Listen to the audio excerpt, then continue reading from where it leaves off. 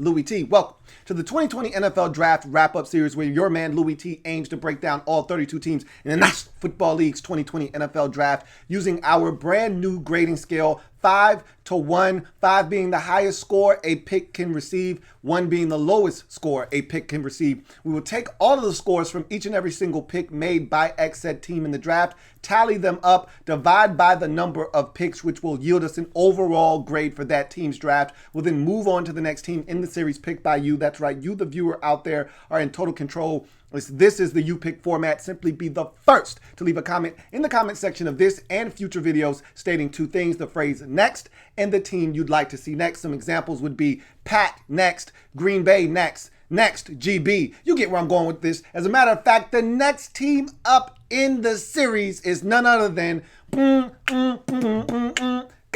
Pat Go! Go Pat Go! Now, that's probably the last time you're going to hear me be excited about this Packers draft. This was the most controversial draft in the league this year, and it's not even close. Now, I'm going to give you my perspective on this draft here in a second, but first, when you look at the totality of this draft and what was done, you know, everyone wants to talk about the very first pick made, and I understand that, and I get that. I can see it from both sides of the coin, okay? Both ends of the spectrum. I get it as to why that pick shouldn't have been made and why that pick should have been made. I get both cases, and we'll talk about that here in a second. But the whole draft in itself, the entirety of this draft, was a bit of a head scratcher. I've got a theory on why I think this draft ended up being the way that it did. I'll tell you that at the end of this breakdown, but nonetheless, we're going to get to this 9-player draft that the Packers put together. I will say that Brian Gutekunst did not do his team justice with this draft. And I'll tell you why after this draft it has met its conclusion, and I've given you my assessment of all these selections. I'll tell you why I think this was done the way it was. But let's just jump into this thing because there's so much to break down with this draft. And some of these players I think are good football players and will ultimately produce for the Packers in some capacity. But the question is, will they help in enough time to help this team win a Super Bowl championship? And that's probably where the biggest injustice was done with the 2020 draft and the Green Bay Packers. Let's look at this draft and see what the Packers were able to do. I've got breakdowns of each and every single one of these players here in front of me. I've got write-ups, so I'll be reading from that. Of course, we start in the first round of this draft, 26th overall pick, quarterback out of Utah State. Jordan Love is the selection, by far and away the most controversial pick of the first round and arguably the most controversial pick of the entire draft. There was a lot made of this selection when the Packers traded up from 30 to 26 to select their quarterback of the future in Jordan Love. I'm not going to break him down. I've obviously already done that. If you're looking for a thorough breakdown of Jordan Love, then I've got a video up on the Louie T Network breaking down with film included of Jordan Love and what he brings to the table. You can also find it on my IG page as well, Louie T Network _. So if you're looking for that breakdown of Jordan Love, you can find that there. I will talk about this selection and how I felt when it was made. However, I love the pick of Jordan Love first and foremost, because if you know me and you've been watching me for any amount of time, you know that I was a huge fan of Jordan Love's work. I was talking about Jordan Love last year when he wasn't coming into the draft. And I said, man, this guy jumped on my radar, and I thought he had a chance to be one of the top quarterbacks selected in the 2020 draft. And so I was talking about Jordan Love back in 2019. And, you know, to see him kind of have the dip in production that he had in 2020 or 2019, coming off of what was a stellar 2018 season that had everybody, including myself, buzzing. It was a little disappointing, but the talent nonetheless is still there. And you could make excuses and point to reasons as to why Jordan Love struggled. And I talked about that in my breakdown of him. Bottom line is the pick itself was controversial for a number of different reasons. I'm going to play devil's advocate on both sides. You start with the people that say you shouldn't make this pick because you have a chance to win a Super Bowl. Now, what are you doing? and I totally get that. This pick could have been spent on a wide receiver, which the Packers desperately need. Now, the Packers haven't spent a first-round pick on a wide receiver in ages. I don't know the last time they spent a first-round pick on a wide receiver. Is it Sterling Sharp? I don't know. I can't tell you. It's been that long, okay? So I didn't expect a receiver here. But I did expect someone that could potentially come in and help the Packers right now. Maybe at the linebacker position, they had an opportunity. If you're going to trade up, I wouldn't have traded up for a linebacker. I get it. The only thing they were going to trade up for was a quarterback here. But there was linebacker that was potentially available for you. There were other positions that you might have been able to attack. Edge rusher, even though you have two guys that are balling out right now. There were other positions of need that I thought the Packers could attack. Offensive line, obviously, is a need. I think tackle, even though you went out and got Rick Wagner, he's not the end-all, be-all. And David Bakhtiari is in a contract here, if I'm not mistaken. So I thought tackle could have been something that you could have explored here at 30, but instead you trade up to 26. I get it. I understand the Packers fans that are frustrated and people that say, hey, what are you doing? You've got a franchise quarterback, a Hall of Fame quarterback that you need to build around and continue to see if you can win. You were in the NFC Championship game, for crying out loud, last season. But then again, I can also see it from the Packers' perspective and Brian Gutekunst and what he wanted to do in drafting the heir apparent, because Aaron Rodgers is 36 years old. It's not like he's a spring chicken. He's going to, at some point, need to be replaced. You rather have his replacement waiting and training sooner rather than later. I get that, but also what you've effectively done with this selection, and this is the problem I have with it, because I love the player. I think he reminds me a lot of Aaron Rodgers and a lot of the things that he's capable of doing. He's a hybrid of a lot of guys in the league, but I'll tell you this. I was a huge fan of the selection from the standpoint of the guy that you're getting, the quarterback that you're getting, the talent that you're getting. And I understand the position that the Packers took here, but at the same token, you've essentially put a hourglass on the Packers led by Aaron Rodgers with the selection of this pick. You've effectively said, time's ticking. If you guys don't win in the next couple to maybe a few years max, we're busting this thing up. We're going in a different direction, and Jordan Love's going to assume the throne. And you can't assume that you're going to hit the ground running like you did when Brett Favre was here and Aaron Rodgers was behind him all those years. And when soon as he stepped in, he was ready to go. You can't assume that Jordan Love's just going to step in and be ready day one whenever his time comes. And so you could see a bit of a step back, potentially, if Jordan Love hits the lineup and Aaron Rodgers has to move on. And what this says to me is more likely than not, Aaron Rodgers is going to have to finish his career somewhere else. And I didn't want to see that happen. I didn't think that should have happened. But, I get it. At some point, you're going to have to move on. And what if that guy doesn't want to let go? But then that's when you say, all right, look, until your play starts to wane and we don't feel like we're going to get over the hump with you because you're holding us back, I don't think you needed to make a move like this.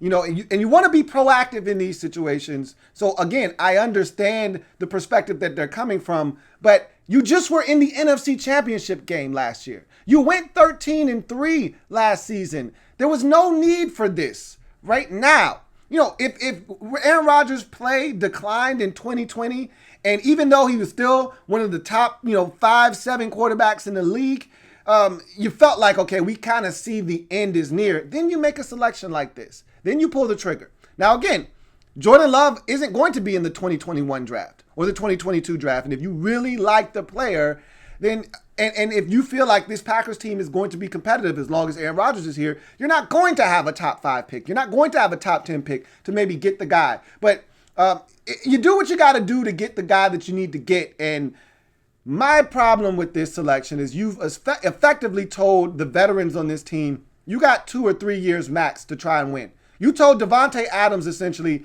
you got 2 or 3 more years of Aaron Rodgers, bottom line. And oh, by the way, we're not getting you any help in the short term. You got to figure out how to win this on your own. And that was part of the problem last year. There wasn't enough firepower on this offense. And you're adding a guy that's not going to help you in the next 2 or 3 years. effectively not going to help you. Now, if Aaron Rodgers goes down, and again, he's been brittle the last 4 years or so, injured 2 or 3 times in the last 4 years. I understand it from that perspective as well. Again, even if Jordan Love has to step into the lineup, you're not winning a Super Bowl with Jordan Love right away. So while I get it on one hand, I don't on the other. This is that kind of fine line you walk with these veteran quarterbacks. We saw it with Pittsburgh and Ben Roethlisberger. We've seen it with other teams around the league. The Patriots would routinely draft a quarterback, but they never spent a first-round pick on a quarterback, did the Patriots. The Steelers never spent a first-round pick on a quarterback. You can spend a second, even though it might still be a controversial pick. It's a second-round pick. It's not a first-round pick. You can spend a third-round pick on a guy. But generally, when you still have a Hall of Fame quarterback on the roster that you love, that you feel like you can win a championship with, you usually do not invest a first-round pick to take over that guy's spot while he's still playing at a high enough level that you think you can win a Super Bowl. That generally doesn't happen, and that's why a lot of people see this as taboo. I don't love this pick. I understand it, but I don't love it. I love the player you're getting. I can understand and sympathize why it was done, but at the same point, I didn't love this selection from the standpoint of you went 13-3 and you were in the NFC Championship game a season ago. Now, you got run out of the building in that game, and I thought you were a fraud last season, and I didn't think you were going to win a Super Bowl, but to have a first-year head coach, Aaron Rodgers healthy for the first time in 3 years or so, and to do what you were able to do in year one of your brand new head coach and a new general manager, essentially, it felt like you should have been building around Aaron Rodgers still. So in the first round, 26th overall selection, quarterback out of Utah State, Jordan Love for me is a 4. This would have been a 5 easy. An easy 5 for me because I love the quarterback so much, and I think the upside on him is through the roof. But the controversial nature of the pick and you going against the grain and not helping try to win now is the problem that I have with this pick. Again, you were in the NFC Championship game. By hook or by crook, you were there. All right? So you should be trying to, because championships in the NFL are so elusive. When you've got a chance to get one, you got to go all in.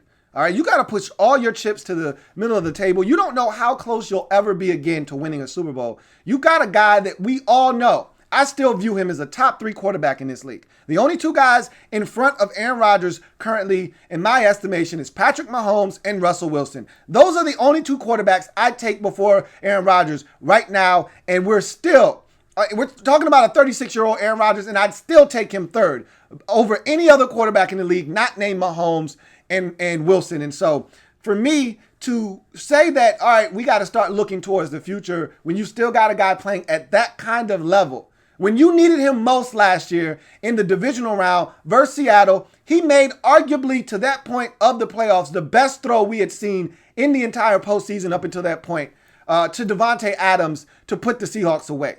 Like, he's still playing at an extremely high level, and for you to not try and get him the weaponry that he needs to succeed, to me, is criminal, and that's why this pick is a 4, not a 5. We move on to the next selection in this draft for the Packers, and it's another head scratcher for me. I can get it, but at the same time, I don't get it. Second round, 62nd pick overall, running back out of Boston College, A.J. Dillon is the selection. 6 feet, 247 pounds, 4'5", 340. So this guy's big, he's fast, and he's physical. 318 rushes for 1,685 yards and 14 scores to go along with 13 catches for 195 yards and 1 touchdown. He was a workhorse at Boston College. So some of the tread are off of these tires. All right, he's one of those guys that you look at and you say, man, he had little to no help in college, and they rode his back big time. 845 carries in his career in just 3 years, okay? Damn near 850, all right? Wow. For 4,382 yards and 38 scores to go along with 21 catches for 236 yards and 2 touchdowns in 36 games. So, look, I had him as my 7th rated running back in this draft. He was the 6th running back taken. I had a day 2 to early, a late day 2 to early day 3 grade, and that's exactly where he went, late day 2. So have no problems with where you took him. I have no problems where he kind of fell in terms of the running backs taken in this draft. He was kind of right there. So everything checks out from that standpoint. What I don't get is the fit in Green Bay. When is the last time you've seen a Packers running back look like this? And I get it that Matt LaFleur's offense can suit a guy like A.J. Dillon, a one cut and go kind of back, gets up the field. Remember, Matt LaFleur was in Tennessee with Derrick Henry and coached there 4 years, saw what Derrick Henry was capable of, and then we all see the explosion that Derrick Henry had last year when he was finally handed the keys to that Tennessee Titans car, and he goes bananas last year, and maybe that's what Matt LaFleur has in mind when he envisions this offense moving forward, and I'll talk about that a little bit later on when I break down the totality of this draft, but I look at the Packers running back position, and I really didn't view running back as a need necessarily. You got a bunch of guys back there. Remember, you had Dexter Williams that you selected in the draft out of Notre Dame last year. You still got Aaron Jones, and you still got the Utah State back Williams back there as well. So you got plenty of running backs. I didn't think running back was a need, but when you look at Aaron Jones and Williams, both of those guys are going to be free agents after the season. So from that standpoint, I kind of get it. And he's a different type of back than those guys. But that's why this pick kind of was a head scratcher, because he doesn't fit in the mold of the type of back the Packers have taken in past years. But maybe that's the point. They're trying to go in a different direction. Anyway, his size is the first strength. The guy's 6 feet, damn near 250, and running a 4.5 340. So size, physicality, and speed to me are all big time pluses and strengths of A.J. Dillon.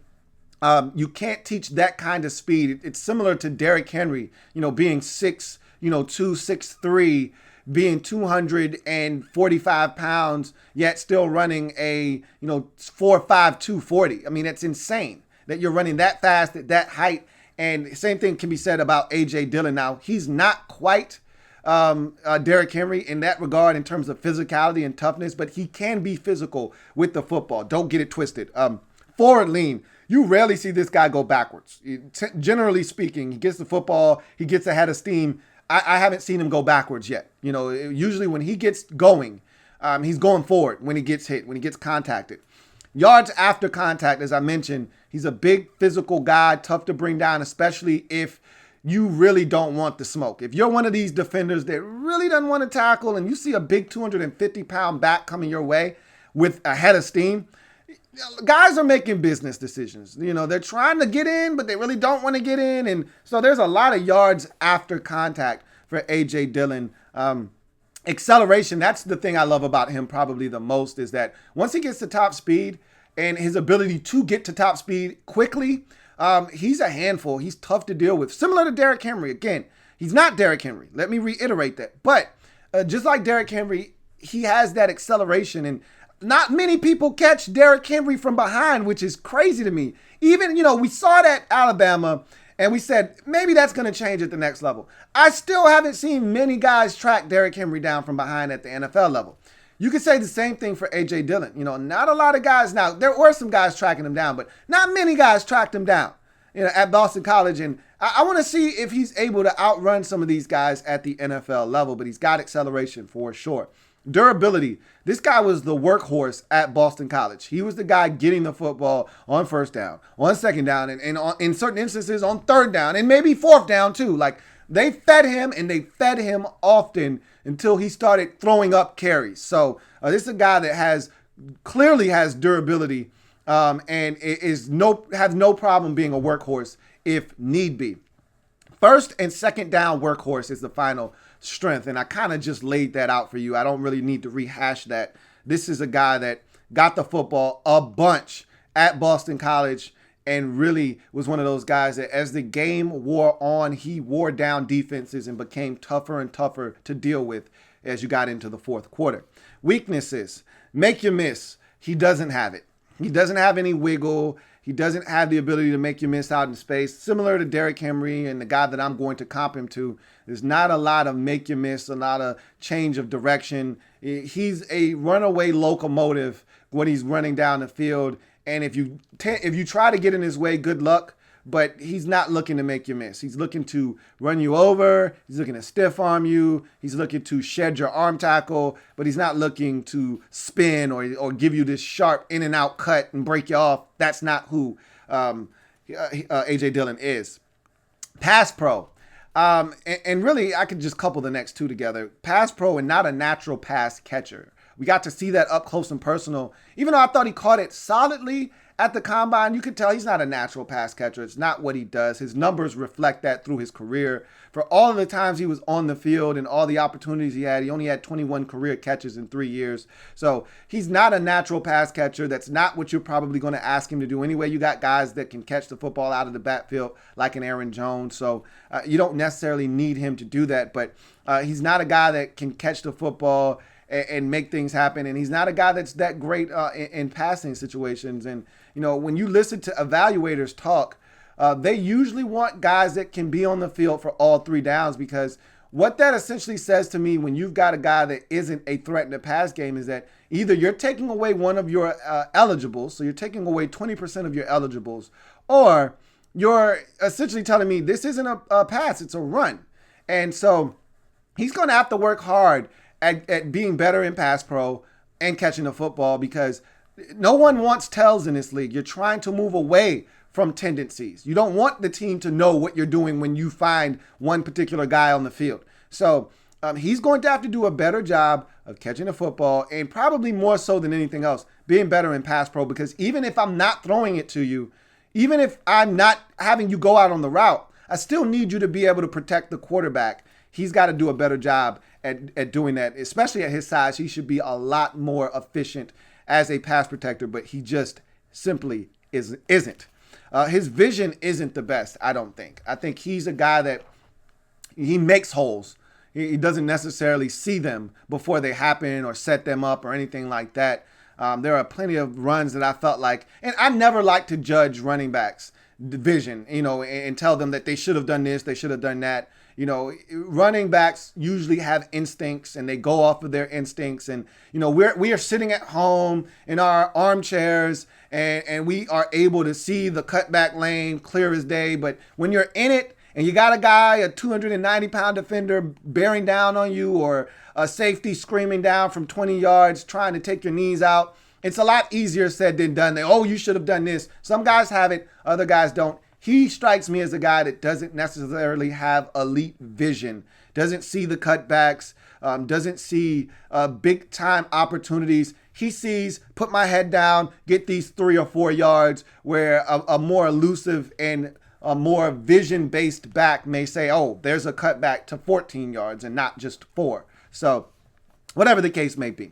Contact balance is my final weakness with him. Look, guys like him aren't going to usually have the best contact balance. When you're a big guy, somewhat top heavy, and you're a physical back, a lot of times when a guy gets you around the legs, they trip you up, you're going to go down. You know, he's no different. You know, to me, the separator in the league, one of the separators, not the separator, but one of the biggest separators that I like to look for, and this is me, I'm not speaking for anybody else, is contact balance. You know, that's why, and I always bring him up because he's my greatest example of a guy that I was high on that a lot of people weren't. And one of the reasons why I was so high on him was because of his contact balance, is Alvin Kamara. I said from the jump, coming out of Tennessee, that he was a first-round back. Why? Because he had contact balance. He was one of those guys, it didn't matter where you hit him, up top, midsection, down low, he'd find a way to keep his feet, whether he had to put his hand down to stop him from falling, or he was able to stumble but keep his balance. And you see all of the IG posts that he has of him doing balance drills on balance balls and standing up there on one foot while holding a football and doing all of these balance drills. And those are the types of reasons why he is hard to tackle and he stays on his feet. A.J. Dillon isn't that guy. You usually get a piece of his ankle, or you get his shoestring, or you get a piece of his knee. He's going down. Now, he's going to fall forward, but he's going to go down. And so his contact balance isn't the greatest. You know, if I'm going after A.J. Dillon, I'm going straight for the legs, because I know if I get a piece of his legs, he's going down. And just a couple of notes on him. 2 out of 3 seasons at BC, he amassed 300 carries or more. All right. In 17, he had 300 carries. In 2019, he had 318 carries. Again, just something on the Carfax. That odometer is somewhat up there. Okay.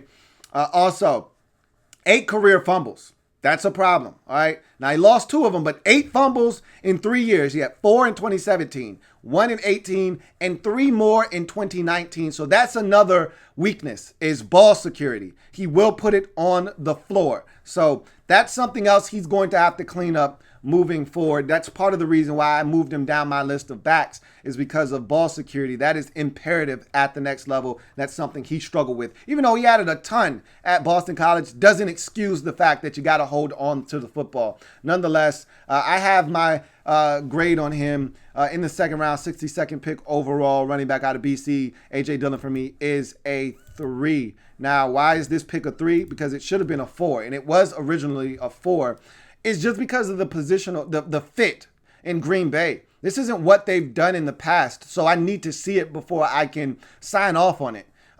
This isn't the kind of back they've drafted routinely in Green Bay, so I want to see how this works. And I'll tell you, my comp for him is LeGarrette Blount. He's more LeGarrette Blount than he is Derrick Henry. LeGarrette Blount was physical when he needed to be, but LeGarrette Blount rather run around you than over you, and A.J. Dillon has some of that in him, but make no mistake about it. A.J. Dillon is a physical specimen, and if you come wrong, if you're not going to come correct, you might as well not come at all to A.J. Dillon, because he will stiff arm you, hip toss you, run you over. And so to me, he's more LeGarrette Blount than he is Derrick Henry. Anyhow, we move on to the next selection in this draft for the Green Bay Packers.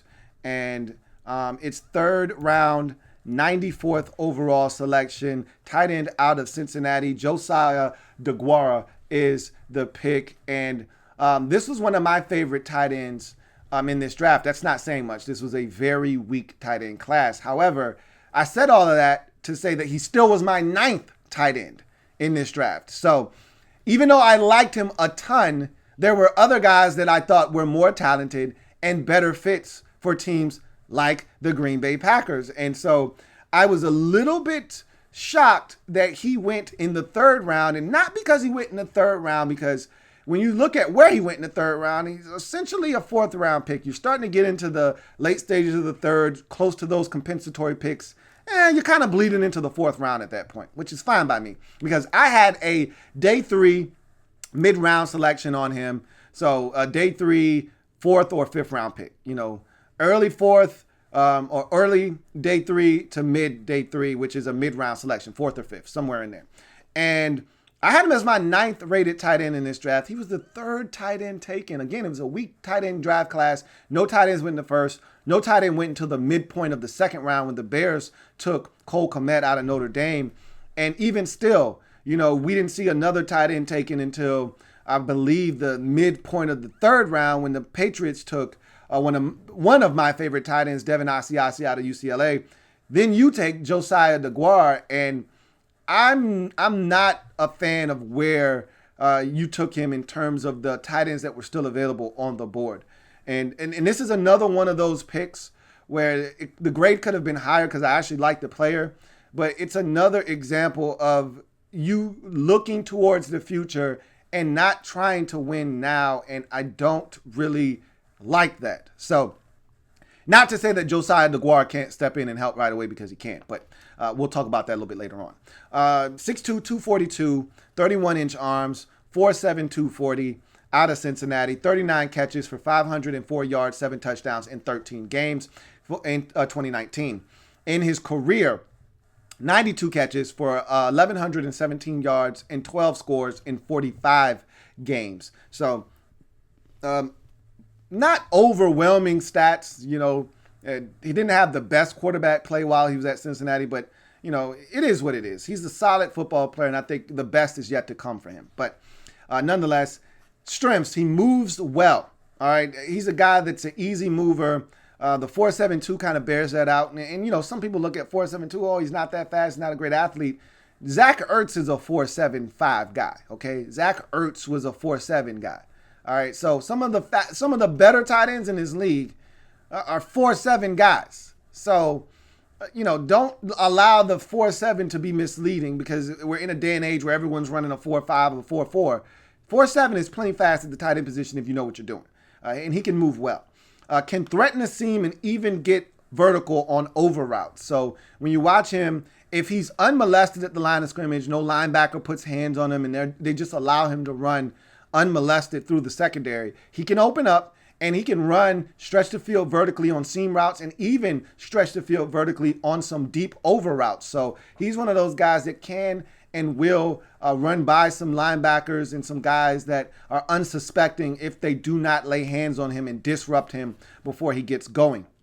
Has a good feel for zones and where to sit down and make himself available. Again, as a tight end, you want to make yourself readily available for the quarterback, an inviting target for that quarterback to see you, see your numbers, and get you the football. He's one of those guys that understands what defenses are doing, where to sit down, where the soft spots are in the defense, where those holes are, and how to make himself available. So that's something I like about Josiah DeGuara. He competes as a blocker in a draft class that was weak and not featuring a ton of guys that gave you a lot of production as blockers. He's one of the few in this draft that will compete as a blocker in the run game. Now, he's got shorter arms, so there's something to that. But at the end of the day, he's a guy that will give you something in the blocking department. Now, because of his size, a lot of people saw him as more of an H-back.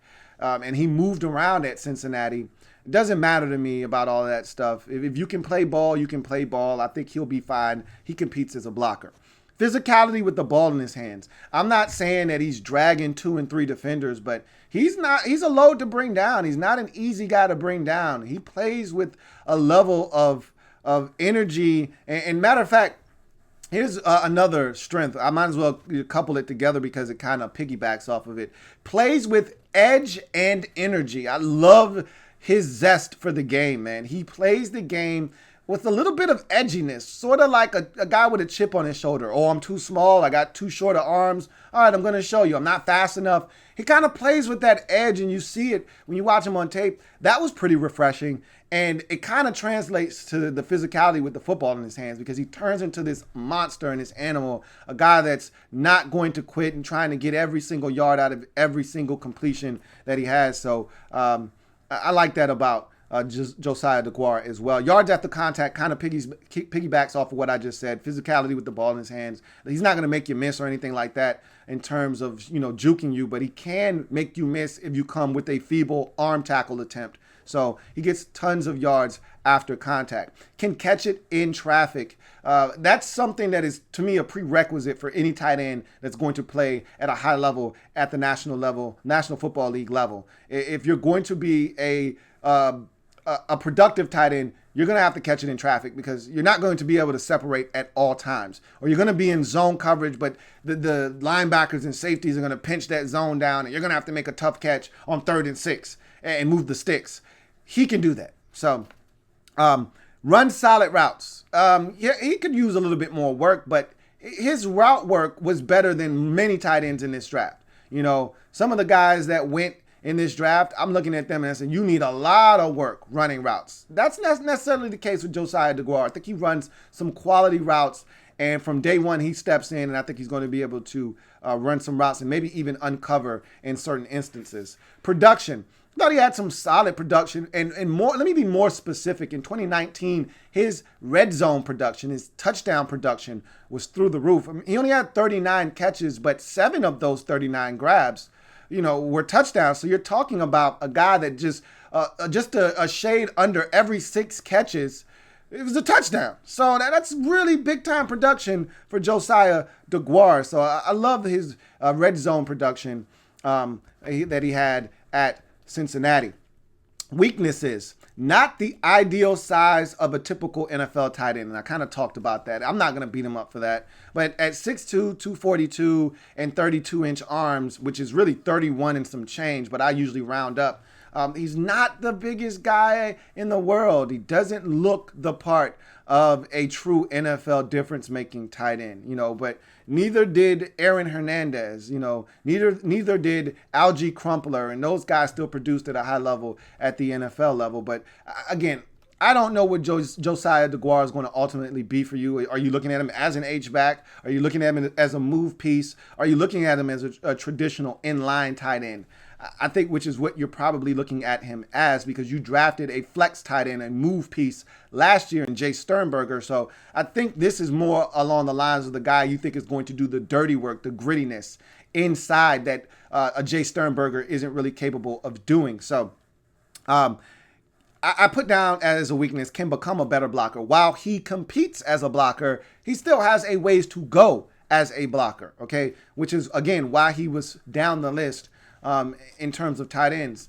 So I feel like he can do better as a blocker, but a lot of the workable traits are there. If you're a tight end coach, you have what you need to help this guy take the next step to become a blocker, and so I feel like he can get better, and I think he will get better.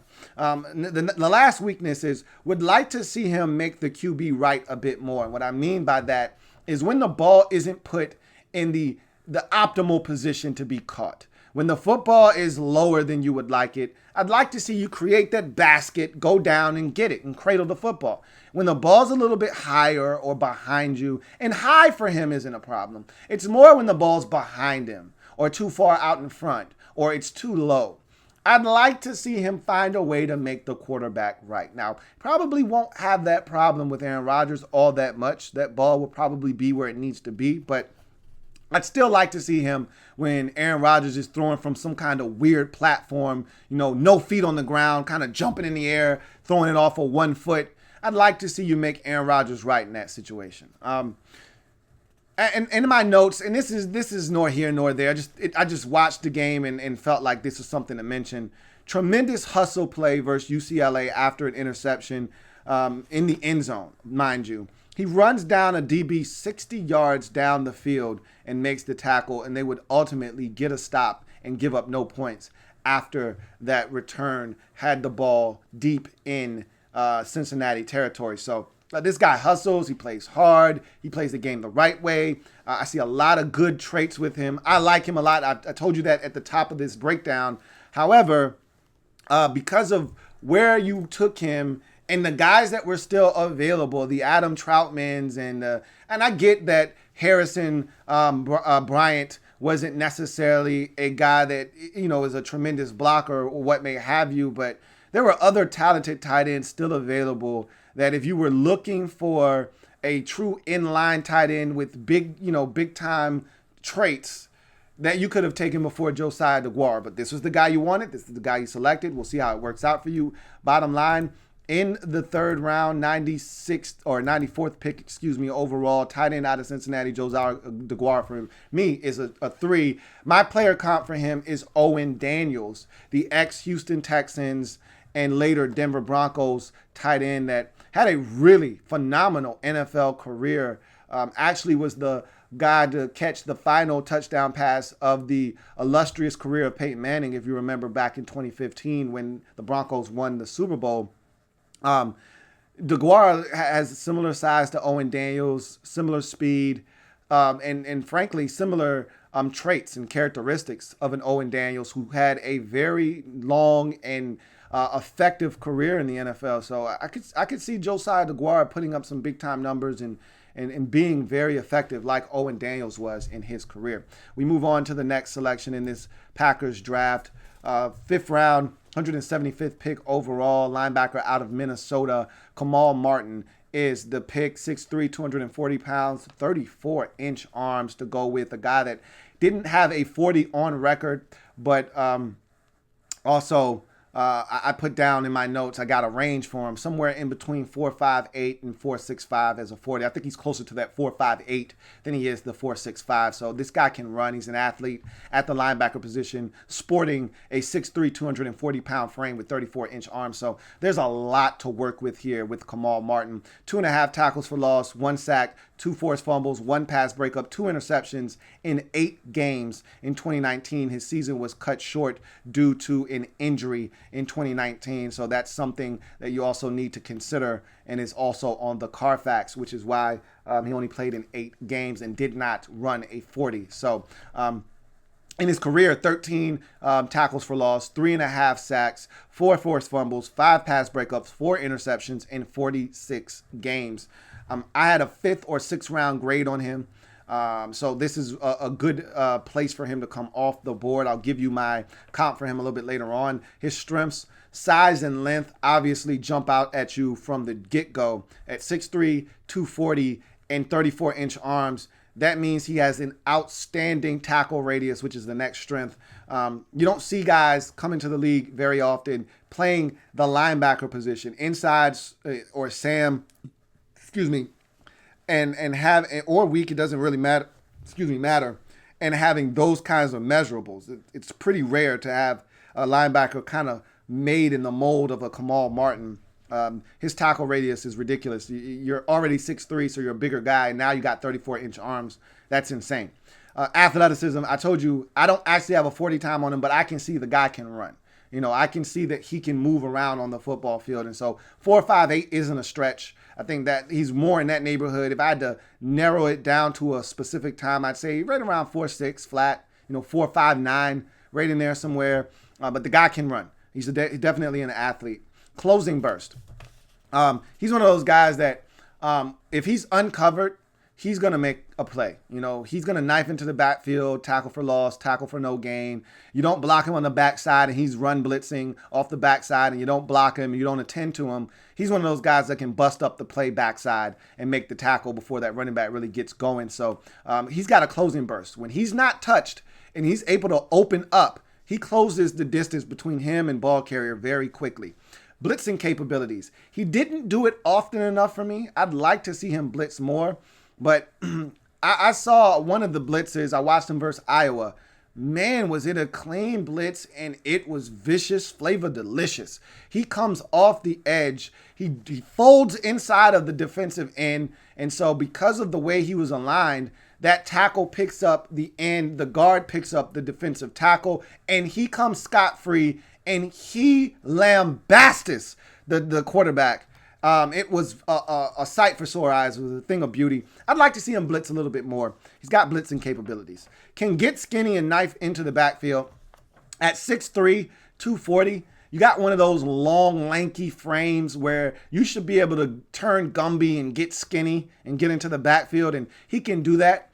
He doesn't do it as effectively as I would like him to, but he is capable, and I have seen him do it on tape. Unselfish player willing to take on blocks to free up teammates. He's one of those guys that he didn't always make the play, so his numbers won't be as gaudy, but he's freeing up other guys so that they can make the play. He brings a friend along with him, and he's the guy that takes on the lead blocker or the pulling guard, and it's his teammate that gets the tackle and the shine and the glory, but he's the guy that did the work. And if you're watching the tape, you say, okay, I saw what you did there. You sacrificed yourself for the good of the team. And sometimes players, you'd be surprised at how often players want the glory for themselves. They want to make the tackle. So they're going to try to run around that block. And all of a sudden, they run themselves out of the play. And that guard says, well, the hell with him. He took himself out of the play. I'm going to go get this other linebacker. And now all of a sudden, it's a 2-for-1 opportunity. And now that running back's off to the races. So you'd be surprised at how often that actually happens. Not happening on Kamal Martin's watch. He's going to do his job and take on that blocker and allow someone else to make the play. Uses his length to jab blockers at the point of attack and remain free to then make a tackle. So he does a good job of staying disengaged. Now, he's not stacking and shedding. That's not what he's doing. He's contacting first. He's making sure that lineman doesn't get his hands on him first so that he can lock him up. He's keeping him at bay, and that's where those 34-inch arms come into play. He throws that jab out there, back up off me. And now the running back comes, and now he's free to go make the tackle. Now it's a totally different ball game when hands are laid on him and he's not able to extend. Now he's not able to get away. As we get to his weaknesses, takes too long to shoot his gun. What do I mean by that? He takes too long to diagnose what's happening in front of him and go. All right. he's one of those guys that it's almost like he doesn't believe his eyes. He sees the play unfolding in front of him, but he still needs to wait just that last second to make sure that what he's seeing is actually happening. It's almost as if he sees it, his eyes know what's happening, but his brain hasn't quite processed what is happening. And so his brain is still sorting out everything while his eyes are saying, go, dude, go. And his brain's like, wait a minute. We got to make sure this isn't play action. And his eyes are like, dude, the running back has the ball. Go, go, go. And then finally he goes. By that time, the offensive lineman is climbing to the second level and blocking Kamal Martin. And so he takes too long to shoot his gun, allowing for climbing linemen and lead blockers to get to him too easily. He's got to be more reactive. He's got to be able to go much faster than slow. He's taking too long to diagnose and shoot his gun. Go make a play. Instead of that run going for 8 yards, it should be going for 2 because you should be in that gap, stopping that run from getting all the way to the second level. So he's got to be better in that regard. And he's a young football player at the linebacker position, so he's still growing. But at the same time, this is a guy that you want to see start to make more plays. All right. Plays underneath blocks when he thinks he has a chance to make a play, running himself out of the play. So for as good as a compliment as I gave him saying he's unselfish and take on blockers, when he thinks he can make the play, however, he will take that route around that blocker and try to make a play and effectively taking himself out of the play. And so that is something that he'll need to clean up is, look, in his mind, he's saying, I can make this play. I can run around this lineman and get to the ball carrier, get a piece of his ankle, get him down. And he does do that sometimes, which that fosters false hope for the future. If you do it once or twice, now you're thinking, I can keep doing this. And what you're doing is you're building false confidence for something that ultimately is the wrong thing to do. So I'd like to see him not play underneath blocks so often and also see him stack and shed a little bit better instead of trying to go around blockers. Not as big a factor in the passing game as his skill set suggests he should be. Now, the 4 interceptions say otherwise, but when you watch the 4 interceptions, some of them are gimme picks where you're like, really? Like a tipped ball in the air, right place, right time, Karam's right to him. He did have 1 interception against Iowa that was pretty damn impressive where he's dropping into zone coverage, keying quarterback's eyes. The receiver in the slot runs a hook route right into his range, and he makes a diving stab on an interception. That was pretty cute, but more times than not, he's not making any plays in the passing game. I don't see him as a guy that quarterbacks fear, like, I got to make sure I know where Kamal Martin is. Don't want to make a mistake around him. Like, he's kind of just dropping in the zone, eating up, little patches of grass, but he's not matching guys in zone coverage and pattern matching. They run into his zone. He then turns it into man until that guy's no longer in his zone. He's just kind of playing his patch of grass, doing his job, quote unquote. I don't see him as a real difference maker in the pass game. As a zone dropping defender. Suspended for the team's bowl game in 2019 and the season opener in 2019. All right, so that was a 2-game suspension at the end of 2018 that spilled into 2019 for violation of team rules. That's on the Carfax. I'm pretty sure the Packers have talked to him about that. A knee injury cut his season short in 2019, as I mentioned. So that's on the Carfax as well. And he was a quarterback and a defensive back coming into college, which is why I said he's still learning the linebacker position because this is a guy that was this close to going to Eastern Michigan to play quarterback. And then at the last second, Minnesota swooped in, played him at line, and said, hey, we're going to give you a scholarship to play linebacker. He's from Minnesota, so he wanted to go to Minnesota. And he jumped at that chance to go to Minnesota. And they said, hey, if you wanted me to play linebacker, I'll play it to come to Minnesota. And so he's still learning the position somewhat. But he's a solid football player. You can't teach 6'3", 240 with 34-inch arms. You just can't. And I think and I don't know his 40 time, but I'm going to put it at 4.58, 4.59. You can't teach all of that in one body, but he's got a ways to go. That's why he's sitting here in the 5th round. Bottom line is, in the 5th round, 175th pick overall, linebacker out of Minnesota, Kamal Martin for me is a 3.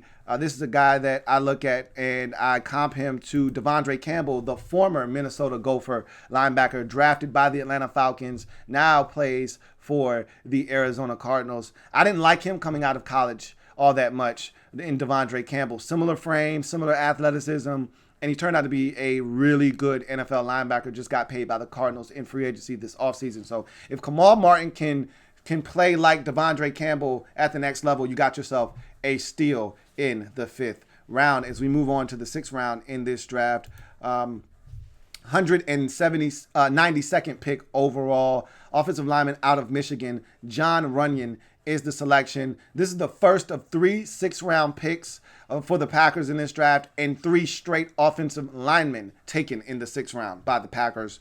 6'4", 306 pounds, 33-inch arms. 13 games, 13 starts at left tackle for John Runyon in 2019. In his career, 36 games, 27 starts at left tackle. I had a late day 3 pick, so 6th to 7th round, anywhere in there. I was fine with him being selected. He went in the 6th round, so I don't have a problem where he was picked.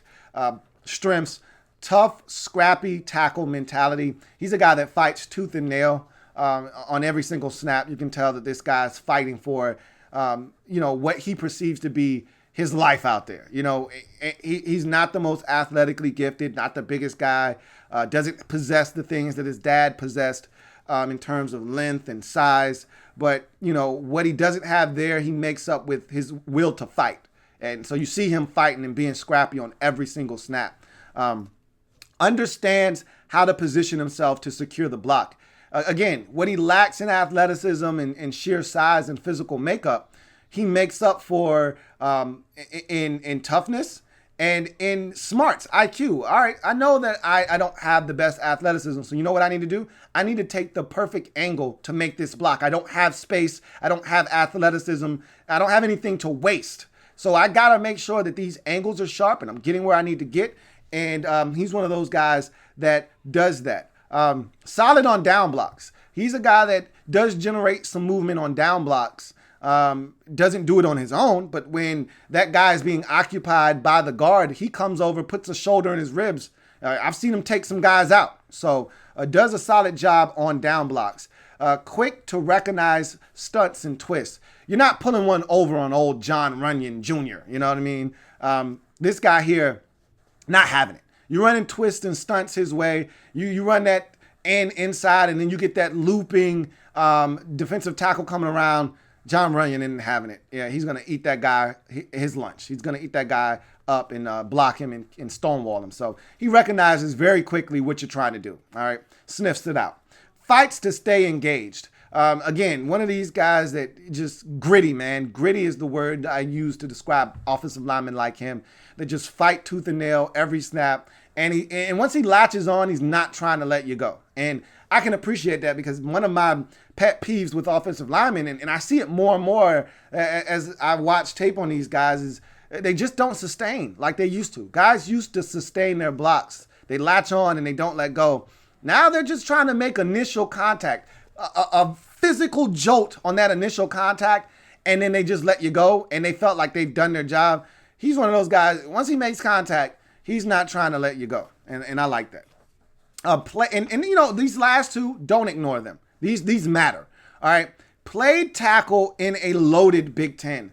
He blocked some of the biggest and best names in college football for the last 2 years. Don't let that go understated, okay? Like, this guy blocked Chase Young just this year. Listen to these names. This past year, he blocked Chase Young, AJ Epineza, Yetur Gross-Matos, and Zach Bond, all in the Big Ten. These are all elite level pass rushers that are going to have what I perceive to be really strong NFL careers. Some of the better pass rushers in this draft, he had to block all of them. Not to mention that Michigan played Alabama in the bowl game, and so he went against Terrell Lewis and some other guys at Alabama as well. So he got his full on-the-job training for the NFL game in the Big Ten at Michigan. So don't ignore the fact that he played in the Big Ten against elite level rushers. NFL bloodlines, don't ignore that either. His dad is John Runyon, a former big-time NFL tackle for the Philadelphia Eagles. Him and Michael Strahan had some legendary battles. He's got that coursing through his veins. He's got that in his DNA. Do not ignore the fact that his dad is John Runyon as well. Weaknesses: tackle mentality, guard body. Okay, he's gonna kick inside the guard at the next level. And the Packers may view him as a tackle initially. And I'm all about giving a guy an opportunity to prove that he can before you just tell him that he can't. All right, let him prove that he can't before you say, all right, you're going inside the guard. And I'm pretty sure they'll give him an opportunity, and then they'll probably realize at the NFL level, he's probably better suited for guard. Lack of length, a real issue. When you watch him on tape, one of his biggest problems is the fact that he doesn't have long arms. And I told you, I'm not a big measurables guy. Oh my God, his arms are too short to box. But when I see it as a problem, that's when I bring it up. You see it with him as a problem. Ducks his head when looking to make quick contact on rundowns, and guys are just swimming by him. And he'll duck his head looking to make contact, and guys swim right by him. He goes stumbling forward, and now that guy's in the backfield making a tackle. He's got to keep his head up, see what he's hitting, and be a little bit better in that department. At a disadvantage when he doesn't land first. If he doesn't get his hands on that defender first, and that defender is able to land on him first in terms of their hands, he's at a disadvantage because he has short arms. And that's when those linemen are able to control the action, and now he's at the mercy of that guy rushing off the edge.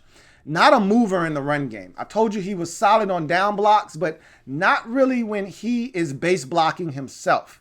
When he is blocking the guy in front of him, he's not generating a ton of movement in the run game at all whatsoever. So in the 6th round, 192nd pick overall, offensive lineman out of Michigan, John Runyon for me is a 3. I think he's a solid football player, one that will contribute at some point for the Green Bay Packers. We'll see if that's sooner rather than later. You look at the next selection in this draft. Of the 3 linemen that the Packers took in a row, this is the one I like the most. 6th round, 208th pick overall. Offensive lineman out of Oregon, Jake Hanson is the pick. 6'4", 303 pounds, 33-inch arms, 12 games played, 12 games started in 2019 at the center position.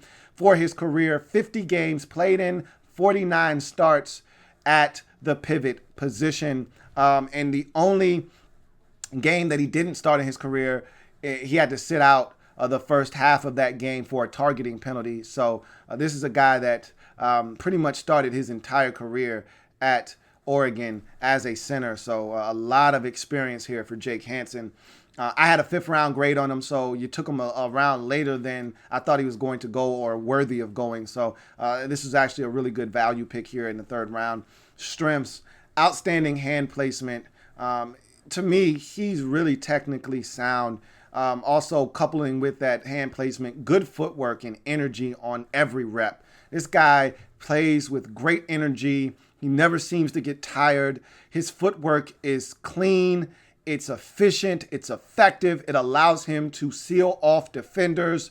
His hand placement is top notch. It's always tight and inside. It doesn't allow for a guy with longer arms to then get the jump on him. When you have shorter arms, you need to be tight with your hand placement, because if you go all out here and you're all outside, you don't have the extra length to spare. Now a guy with 34-inch arms goes straight to you. Now you're at a disadvantage. You can't reach. So when you got tight hand placement with 33-inch arms, you're getting the job done and you're being as effective as you can with what you were blessed with. And I think he gets the most out of his hands or his arm length with his hand placement, because it's money on just about every snap. I was so blown away by how consistently he was hitting right inside on those numbers with his hands. I was blown away. Right? I mean, really almost robotic to an extent. Gets the job done, man. It isn't always pretty, but it's effective on just about every snap. He does his job, does Jake Hanson. Really impressed. Finds ways to execute on backside and reach blocks. Again, not the greatest athlete in the world, but a good enough athlete that he's able to find a way to get to backside cutoffs and reach blocks. Let me tell you this trick that he uses, and it's pretty clever. What he does is he gets his shoulder to the front side of that defender. And that's all he's looking to do, is get that shoulder on that guy, and that allows him to get enough of that defender Once he gets a piece of him here, he then latches on with the other arm and then just does this quick slide move, and now he's in front of him. And I don't know how he's able to do it, but he does it, and he does it routinely and effectively. He's got this little latch and slide move where he's able to get in front of guys on reach blocks and backside blocks. Does a solid job on combos and double team blocks.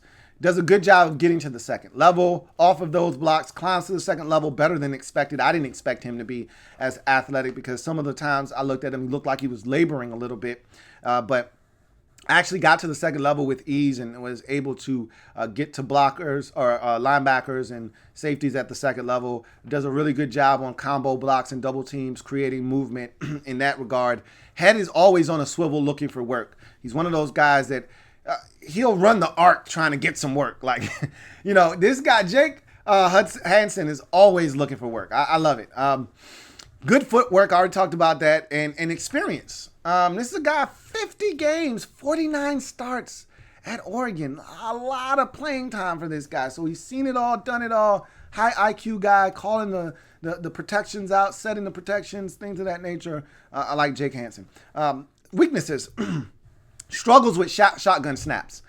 I rarely see this with guys, but this was a guy that struggled with shotgun snaps. He was skipping them back to the quarterback. There were a couple of air balls that just were in the air way too long. He had his struggles with shotgun snaps, and I don't see that very often, but maybe it's his smaller hands. He's got smaller hands for the center position. Maybe, there could be contributing factors, wet ball, whatever the case may be. But he's got to clean that up. Can't have a center in today's NFL with shotgun being as prevalent as it is. Can't have a guy for all the things he does well. All of that is negated if you can't get the football back, 3 yards to the quarterback, 4 yards to the quarterback in an efficient, effective manner. Needs to get stronger and add mass. He's literally barely 300 pounds. And yeah, you can get away with that in the Pac-12, even though he did play some big boys in the Pac-12. Washington always has some big boys. Utah stays churning out big boys in the draft. They churning out another one this year in Leki Fotu. So in order to block guys like that at the next level, you're going to have to be a little bit stouter at the point of attack, which Jake Hanson currently is not. Doesn't create movement by himself. I talked about him creating movement on double teams and combo blocks when it's 2 guys against 1. But when he's blocking by himself, not really creating that movement you're looking for. But in this zone-based run scheme that the Packers are going to employ under Matt LaFleur, you're not really looking for guys that are going to be blocking, man on man and destroying guys in a run game. You're looking for guys that find a way to get to those reach blocks, that can get up the field and make contact and stay on that guy. And Jake Hanson can do that. And so can John Runyon. So another solid pick here, man. 4-year starter, missed 2 games in 2019 due to injury, but there's a lot to like here in the 6th round. 208th pick overall. Offensive lineman out of Oregon. Jake Hanson for me is a 3. I like him a lot, and I think he's a guy that can contribute for this Packers team sooner rather than later as we go to the final 6th round selection for the Packers in this draft. 209th pick overall. Offensive lineman out of Indiana. Simon Stepaniak is the pick. This is a guy that, let me first say this about the pick. I did not love this pick. I thought this pick was overkill. You'd already taken 2 offensive linemen in the 6th round. I did not think you needed a 3rd. I thought that you, at some point, needed to address wide receiver in this draft. And I thought this was the time to do it. You hadn't done it yet. I would have done it. I would have done it already, but you hadn't done it. I get it. You signed a receiver in the offseason.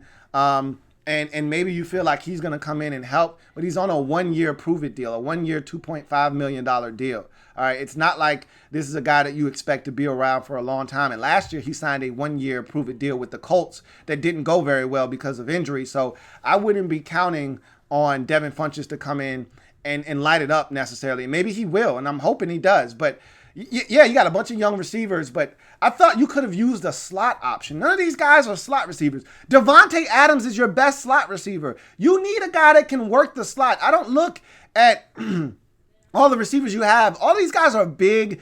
They're fast. They can work. Alan Lazard isn't a slot receiver. Valdez Scantling isn't a slot receiver. None of these guys are slots. Devontae Adams is the best slot you had. And I'm looking at the board, and KJ Hill is available, and Freddie Swain is available. James Prochet went 8 picks before your 6th round selection. You could have packaged up one of your 7th round picks. You had 2 of them and a 6th rounder and went up and got James Prochet if you wanted him bad enough. Like, there were receivers here that would have benefited you more so than Simon Stepaniak. But whatever the case may be, you took him. It is what it is. 6'4", 313 pounds, 32-inch arms, 11 games, 11 starts in 2019, 10 of them at right guard, 1 at left guard. In his career, 41 games played in, 31 career starts, 30 of them at right guard, 1 at left guard. I had a late day 3, 6th or 7th round grade on him, so didn't have a problem with where he was selected. Strengths, plays with a nasty demeanor. Of the guys you took in this draft in the 6th round, he's the nastiest of the trio. He's a nasty boy. Nasty boy. Nasty boy. He's a nasty boy. He's looking to put your dick in the dirt. He's looking to dump guys on their skull, plop down on them, pancake, little extra syrup on top. He's physical. When he doesn't have work, he's looking to go get work. And he's looking to, I watched him put a guy on his ass that was being blocked by the tackle. And I'm like, dude, that was so unnecessary, but I like it. So he's nasty. Always looking for work. And that was the next strength. Massive upper body strength. This was a guy that tossed up 2 1/4, 37 times at the combine. So his upper body strength is definitely there. And you see it on the field. It translates. I just talked about him being nasty and him being able to move guys against their will. He's a physical guy up top. Initial contact gets defenders' attention. When he comes off the ball, that initial pop is physical. You see guys respond to that. Either they're backing up a couple steps because of the initial jolt of that contact, or they're saying to themselves, okay, this guy's got a little something to him. So his initial contact is physical, and that's something that definitely aids him and will help him at the next level. Weaknesses: wide base in pass sets, which leads to balance issues, which then leads to pocket collapsing bull rushes. This guy was getting destroyed on bull rushes way too often. You know, I'm watching them against Ohio State, and they are just consistently collapsing the pocket on Simon Stepaniak. Just absolutely road grading and dump trucking him into the backfield. I mean, at some point you're saying to yourself, all right, dude, you gotta stop these guys from doing this to you. Can be over aggressive with his punch, which causes lunging and imbalance. So a lot of balance issues for Simon Stepaniak, which again, in the long run, you can't have balance issues or you're going to get beat a ton at the NFL level. And doesn't adjust to twists and stunts fast enough for my liking. Too many times I saw colors flash in his face and him not respond to them until it was too late. And now he's reaching and grabbing and trying to hold on for dear life. And he's got to be better in that regard. Missed 6 games in 2017 due to injury and missed the team's final game in 2019 due to an injury as well. I thought you should have taken a receiver here. I thought this was overkill. He's a solid football player, but doesn't really move the needle for me. In the 6th round, 209th pick overall, offensive lineman out of Indiana, Simon Stepaniak, for me, is a 2. As we get to the next pick, and we're now in the 7th round for the Green Bay Packers in the 2020 NFL Draft. And we look at their next selection, 7th round, 236th pick overall. Safety out of TCU, Vernon Scott is the selection. 6'2", 208 pounds, ran a 4.48 40. So this guy is a height, weight, speed specimen.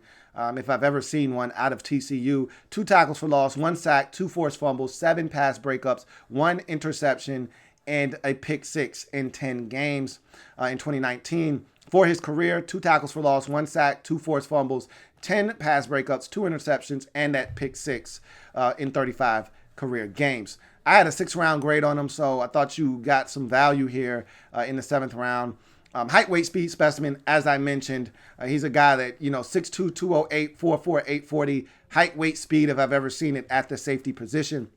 Has enough juice to get anywhere on the field. That 4.48, he can run. You see it. You see this guy open up and you say, hey, this guy's got some juice to him. He can move. And so I think there's some value in what he's able to do from a speed and athleticism standpoint on the football field. Versatility, split box. He's a split safety, a guy that you're comfortable as a split safety on the back end, a guy that you like as a box safety as well, a big enough guy to bang, even though he's not a real box banger per se. You could use him in the slot, which is what I think is his strongest attribute. The thing that blew me away was his ability to drop over the slot. And also underneath zone coverage, I think he's an underneath zone defender that gives you a little something there as well. Does some quality work in the slot, pleasantly surprised. That to me is my favorite attribute and quality from Vernon Scott. This is a guy that late in the season, TCU had injuries and they asked him to go over and drop over the slot. And he had never done it before.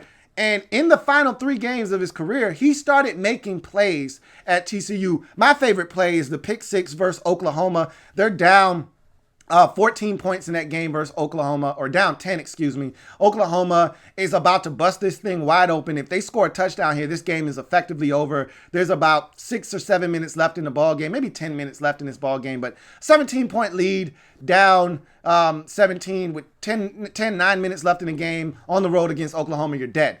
And they throw a slant to CeeDee Lamb, and Jalen Hurts throws a slant to CeeDee Lamb, and Vernon Scott, who's playing CeeDee Lamb in the slot, cuts in front of him, picks it off, and goes 98 yards the other way for the touchdown. Changed the whole complexity of the game, gave TCU a fighting chance in that ball game. So he does some quality work in the slot, man. I watched him against Devin Duvernay of Texas.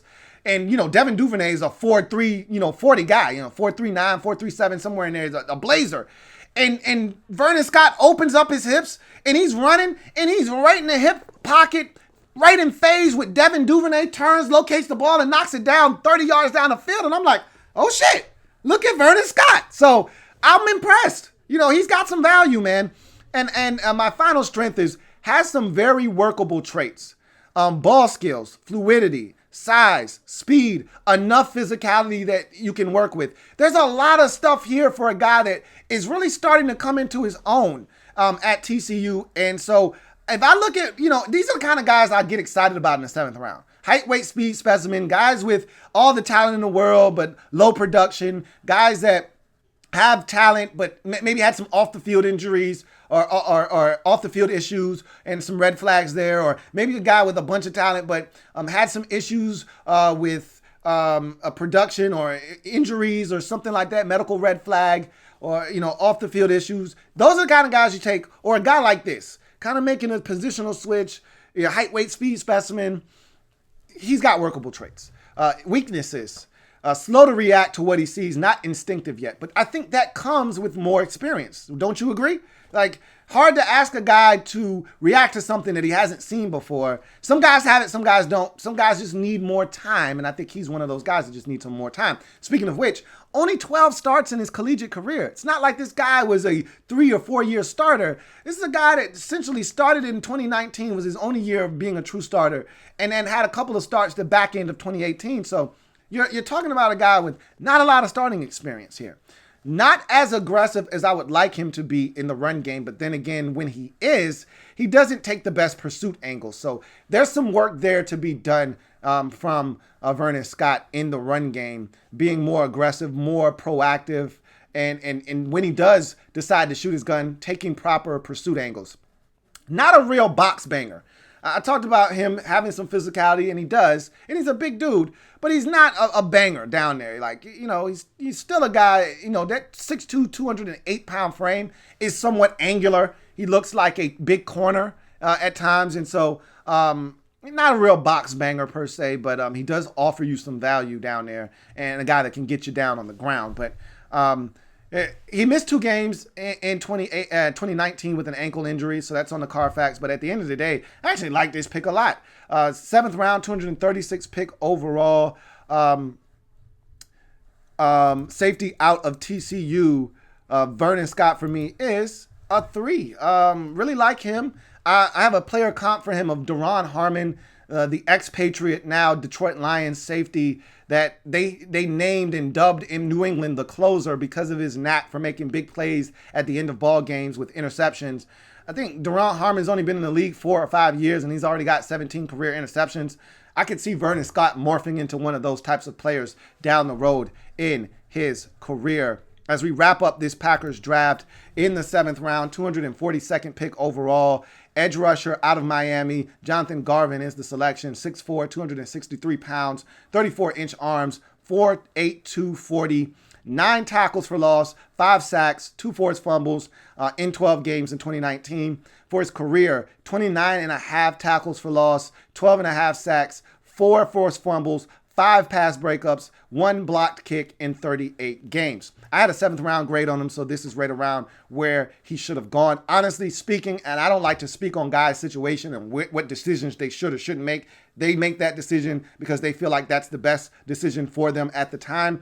I felt like he should have went back to school. He was a junior. I thought that he had something to prove. He could have filled out his frame a little bit better, put up some better numbers, and elevated his draft status. He decided to come out.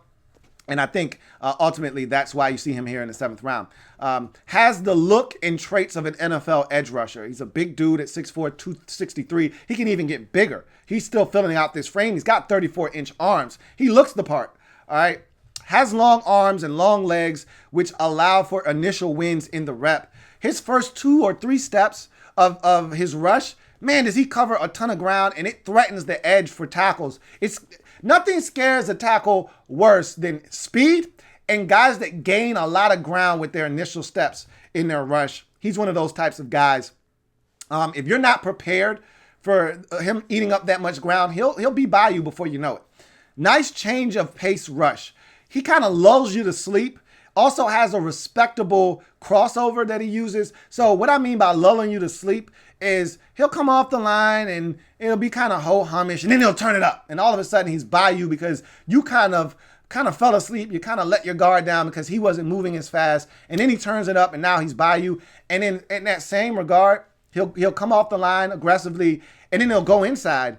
And kind of slow play it and then go inside with a crossover and make a move there. Watched him do that versus Florida State in 2018. So he's got something to him in that capacity. Uses his hands really well. Like, again, workable traits here is what you're looking for in the 7th round. Very workable traits, good hand usage. And so that's a winner at the next level as well. Plays with enough physicality to be dangerous. I think he could be a little bit more decisive in how he attacks blockers in the run game, but he's stout at the point of attack. He gives those guys all that they're looking for at the point of attack. Weaknesses. Lacks a sense of urgency as a pass rusher. I talked about him lulling guys to sleep and then turning it up. Sometimes he's just sleep. Like, he doesn't wake up. There's those rushes where he lulls you to sleep and then he wakes up and runs by you. And then there's those rushes where he's just sleep. It's just lethargic, and it looks like a guy lacking energy and lacking a sense of urgency. I don't like that. Has grown into his frame, but probably needs to add even more mass to be more effective at the next level. They're probably going to ask him to stand up in a 2-point stance and kind of piggyback off of what the edge rushers last year in the Smith brothers did. So I could see him kind of turning into a Zadarius Smith at 275 pounds, down the road. But he's not there yet. Has production. His production doesn't match his talents. And a lot of people point to 2018 where he started to really blossom. And that was his freshman year. This guy burst onto the scene, or his sophomore year, burst onto the scene in 2018.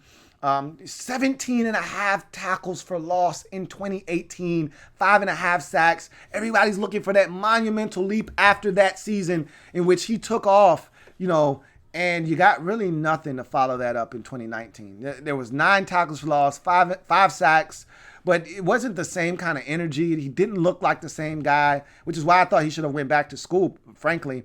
And that's my last weakness, is that maybe could have used one more year at school, get stronger, hone in on your craft, pay attention to details on what you're doing, and put up better numbers, and maybe you're a 3rd round pick instead of a 7th round pick. Everything's here that you need, but I question the motor sometimes. I question the urgency. Maybe urgency is more of the word and not necessarily motor.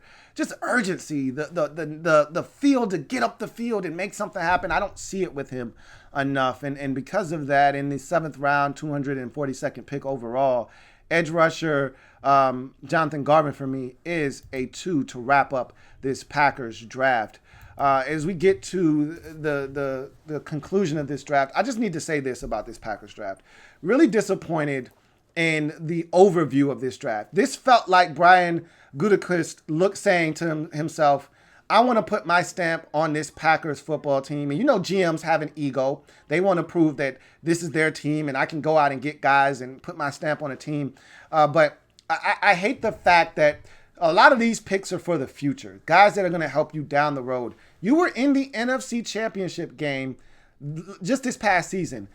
A.J. Dillon doesn't fit what you do right now. Now, I think that you're going to see a philosophical change that says we're going away from Aaron Rodgers being the focal point of our offense, and the run game and playing off of that is going to be the new focal point. You kind of saw a little bit of that last year, and a guy like A.J. Dillon for me is maybe proof of that. You look at Jordan Love, he's not going to help you in 2020, 2021, most likely than not. Maybe not even 2022. You may not see him on the field until 2023. We don't know. Bottom line is, you want to win now. Josiah DeGuara, there were better guys available that can help you now. You didn't need to draft Simon Stepaniak in the 6th round. You'd already drafted 2 offensive linemen.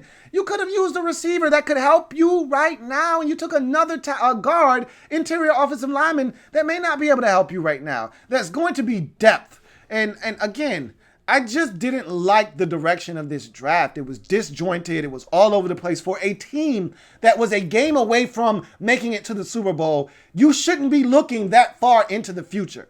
All right. There's a balance, a happy medium that you have between winning now and winning in the future. And I thought you kind of went towards winning in the future instead of winning now. To me, Josiah DeGuara is a replacement for the ex-Jacksonville Jaguars tight end that's still on the roster. He's not even gone yet. Why are you drafting a guy to replace a guy that's still on the roster that's going to help you in Mercedes Lewis? I don't understand some of these selections at this time. And so that's the kind of thing. And maybe you just want him to learn from Mercedes Lewis. And that's not a bad thing. But I don't love this draft. And I said all of that to say this. Packers ended up with a 2.89 in this draft. If you want the grading rubric and the breakdown of the draft and the grade, down in the description, you will find that for the Green Bay Packers. 2.89 is what this draft ended up being. And what that amounts to is C+. All right. It's not the kind of draft I envisioned the Packers having coming off of a 13-3 season and being a game away from the Super Bowl. I wasn't pleased necessarily with this draft. I think they did get some quality football players, but you needed more guys that could be impactful now. And I don't necessarily know if you got that or not. That's going to do it for me, your man Louie T. Thank you for joining me on this Green Bay Packers draft wrap up. If you haven't done so already, what are you waiting on? Subscribe to the Louie T Network for more great content. Go ahead and hit the like button as well while you're there. Turn on your notifications so you don't miss a thing. Also, a way to stay in the loop is to follow me on Twitter at Louie T Network on Twitter. Also on IG, Louie T Network _ is where you can follow me on IG to stay up on the latest of what's going on here on the Louie T Network. I thank you guys for joining me. Make sure you stay safe out there. Make sure that you continue to support the Louie T Network. We will reconvene sooner rather than later. You guys take care. Have a good one. Green Bay Packers, not the kind of draft I envisioned them having in 2020. Louie T Network.